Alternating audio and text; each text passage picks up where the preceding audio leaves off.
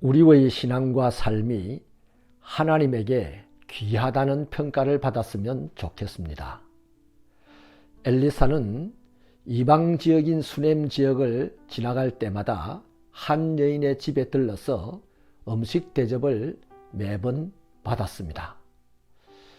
이것은 엘리사가 요청한 것이 아니라 이 여인이 간절하게 요청하여서 이루어진 일입니다. 솔직히 낯선 지역을 지나가면서 매번 같은 집에서 음식 대접을 받는다는 것은 진심이 아니라면 피차에 어려운 일이죠. 그러니까 이 여인은 엘리사 선지자를 하나님의 종으로 인정하고 진심을 다하여 존경하고 대접했다는 의미입니다. 수넴은 가진 돈과 권력이 지배하는 그런 땅이었습니다. 하나님을 거역하는 문화가 팽배한 땅이었죠. 그런 곳에서 이렇게 진심으로 하나님의 사람을 대접하는 사람이 과연 몇이나 있겠습니까? 그래서 성경은 이 여인을 귀하다고 기록하고 있습니다. 이 여인이 귀한 이유가 또 있습니다. 남편과 상의했다는 것이죠. 남편에게 엘리사를 소개하면서 하나님의 거룩한 사람이라고 알려줍니다. 그러면서 우리가 이분을 위하여 옥상에 방을 하나 만들고 거기에 책상과 침상을 두어서 이분이 쉬기도 하고 또 연구도 하게 하자라고 제안을 합니다. 성경은 그 남편을 귀하다고 하지는 않았습니다. 오히려 그 여인의 늙은 남편이라고 기록하고 있습니다. 그러니까 그 집안의 주도권이 이 여인에게 있었다는 것이죠. 그런데도 이 여인은 매사를 자기 마음대로 하지 않았다는 것입니다. 항상 남편과 의논하고 일을 처리했다는 것이죠.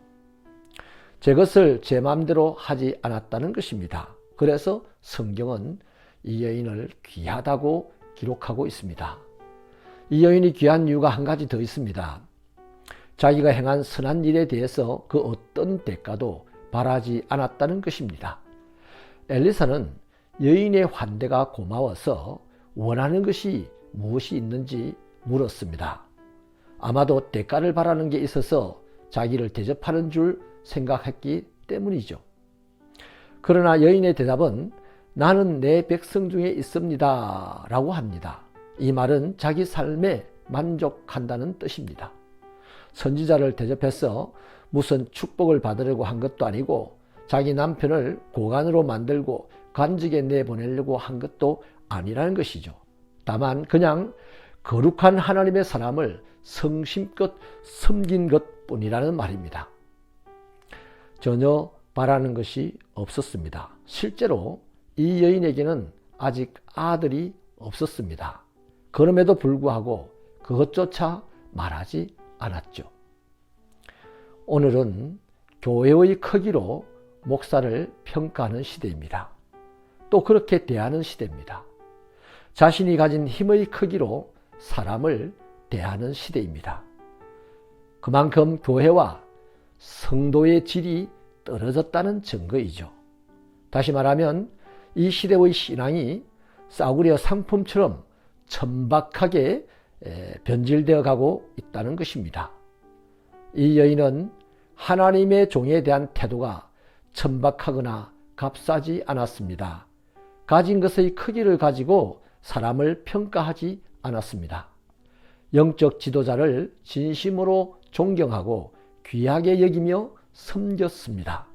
아무런 대가를 바라지 않고 성심껏 상대를 섬겼습니다. 그래서 성경은 귀한 여인이라고 기록하고 있습니다. 저와 여러분의 신앙이, 섬김이, 봉사가 하나님의 생명책에 귀하다고 기록되는 은혜로운 삶이 되기를 소원합니다. 하나님, 우리는 신앙이 있습니다. 봉사도 합니다. 섬기기도 합니다. 그런데 무엇인가 바랍니다. 세상의 것을 바랍니다. 하나님과 흥정하려고 하는 듯한 이런 신앙의 태도를 벗어버리고 거듭나게 하셔서 하나님에게 마음껏 성심껏 섬기고 신앙하고 봉사하는 우리가 되게 하여 주셔서 하나님의 기쁨이 우리 마음에서부터 온 세상에 흘러 넘치게 하여 주옵소서. 예수님 이름으로 기도하옵나이다. 아멘.